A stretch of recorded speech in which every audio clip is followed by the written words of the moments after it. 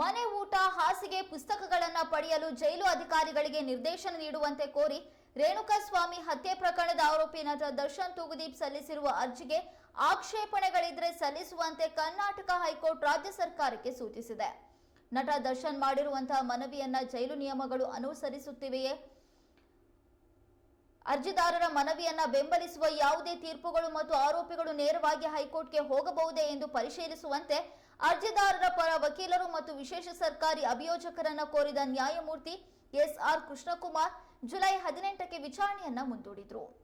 ಇದಕ್ಕೂ ಮೊದಲು ವಿಶೇಷ ಪಬ್ಲಿಕ್ ಪ್ರಾಸಿಕ್ಯೂಟರ್ ಕೊಲೆಯಂತಹ ಘೋರ ಅಪರಾಧಗಳಲ್ಲಿ ಭಾಗಿಯಾಗಿರುವ ಆರೋಪಿಗಳು ಮನೆಯಿಂದ ಬಟ್ಟೆ ಮತ್ತು ಹಾಸಿಗೆಗೆ ಅರ್ಹರಲ್ಲ ಎಂದು ವಾದಿಸಿದ್ರು. ಮನೆಯ ಆಹಾರಕ್ಕಾಗಿ ಅವರು ಮೊದಲು ಕಾರಾಗೃಹಗಳ ಪೊಲೀಸ್ ಮಹಾನಿರೀಕ್ಷಕರಿಗೆ ಪ್ರಾತಿನಿಧ್ಯವನ್ನ ಸಲ್ಲಿಸಬೇಕು.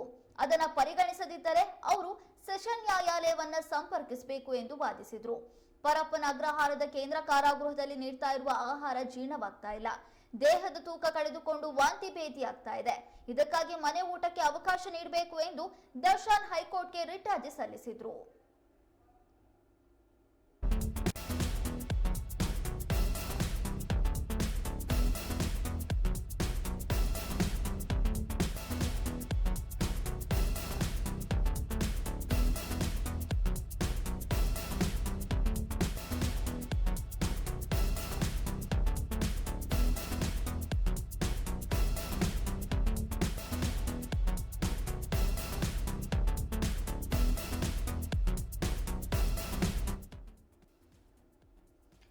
ನಟಿ ಹಾಗೂ ದರ್ಶನ್ ಆಪ್ತೆ ಪವಿತ್ರಾ ಗೌಡ ಎನ್ನುವವರಿಗೆ ಚಿತ್ರದುರ್ಗದ ರೇಣುಕಾಸ್ವಾಮಿ ಅಶ್ಲೀಲವಾಗಿ ಮೆಸೇಜ್ ಕಳುಹಿಸಿದ್ದ ಅನ್ನುವಂತ ಕಾರಣಕ್ಕೆ ನಟ ದರ್ಶನ್ ಹಾಗೂ 17 ಜನ ಆರೋಪಿಗಳು ರೇಣುಕಾಸ್ವಾಮಿಯನ್ನ ಕೊಲೆ ಮಾಡಿದ್ದಾರೆ ಎಂದು ಆರೋಪಿಸಿ ಅವರನ್ನ ಪರಪ್ಪನ ಅಗ್ರಹಾರ ಜೈಲಿಗೆ ಹಾಕಲಾಗಿದೆ.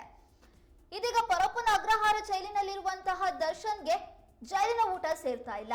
ಫುಡ್ ಪಾಯ್ಸನ್ ಆಗ್ತಾ ಇದೆ, ವಾಂತಿ ಭೇದಿ ಆಗ್ತಾ ಇದೆ. ಸರಿಸುಮಾರು 10 ಕೆಜಿಯಷ್ಟು ದೇಹದ ತೂಕವನ್ನ ಕಳ್ಕೊಂಡಿದ್ದಾರೆ ಅಂತ ಹೇಳಿ ಹೈಕೋರ್ಟ್ಗೆ ಮನೆ ಊಟ ಕೊಡಬೇಕು ಅಂತ ಮೊರೆ ಹೋಗಿದ್ರು. ಆದ್ರೆ ಇದೀಗ ಹೈಕೋರ್ಟ್ ವಿಚಾರಣೆಯನ್ನ ಜುಲೈ 18ಕ್ಕೆ ಮುಂದೂಡಿ ಆದೇಶವನ್ನ ಹೊರಡಿಸಿತ್ತು. ಆ ಹಿನ್ನೆಲೆಯಲ್ಲಿ ಜುಲೈ 18ರವರೆಗೂ ಕೂಡ ನಟ ದರ್ಶನ್ ಅವರಿಗೆ ಜೈಲಿನ ಊಟವೇ ಗತಿಯಾಗಿದೆ.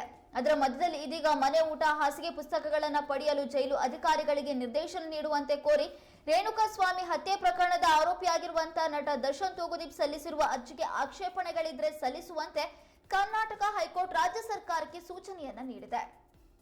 ನಟ ದರ್ಶನ್ ಮಾಡಿರುವಂತಹ ಮನವಿಯನ್ನ ಜೈಲು ನಿಯಮಗಳು ಅನುಮತಿಸುತ್ತಿವೆಯೇ?